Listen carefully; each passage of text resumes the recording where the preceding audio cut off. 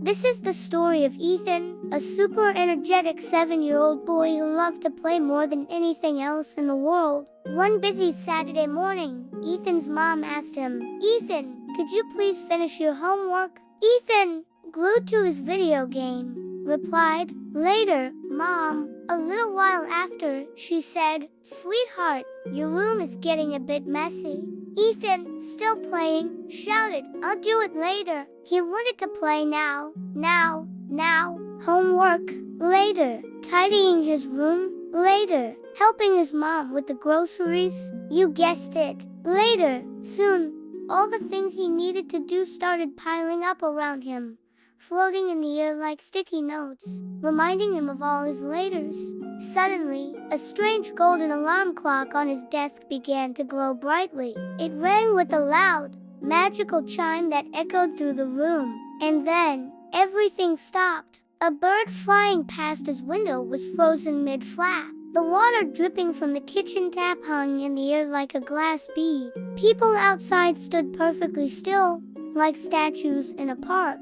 Time itself had frozen solid. Just then, a tiny, sparkling clock sprite zipped out from the golden clock. "Whoa, what's happening?" Ethan asked, his eyes wide. The little sprite fluttered in front of him and explained, "Time stops when we waste too much of it. All your laters have piled up and brought everything to a halt." The sprite pointed to the floating sticky notes of his chores. "To get the day moving again," it chirped, "you have to complete all your tasks right here, in this frozen world." Ethan looked around. It was a bit spooky but also kind of cool. He knew what he had to do. With a determined nod, he grabbed his backpack. First up, homework. He sat down and focused, solving math problems and writing sentences. As he finished the last question, a little bit of color seeped back into the gray world, and the frozen bird outside fluttered its wings just a tiny bit. Next, he tackled his messy room. He put his toys away, made his bed, and stacked his books neatly.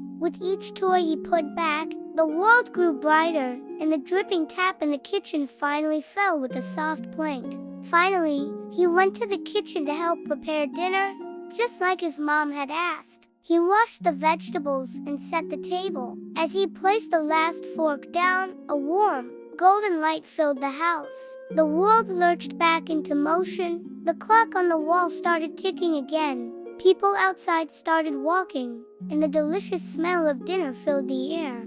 The little sprite gave Ethan a happy salute before zipping back into the golden clock. Ethan had learned a huge lesson. Taking care of his jobs first didn't just make the day move again.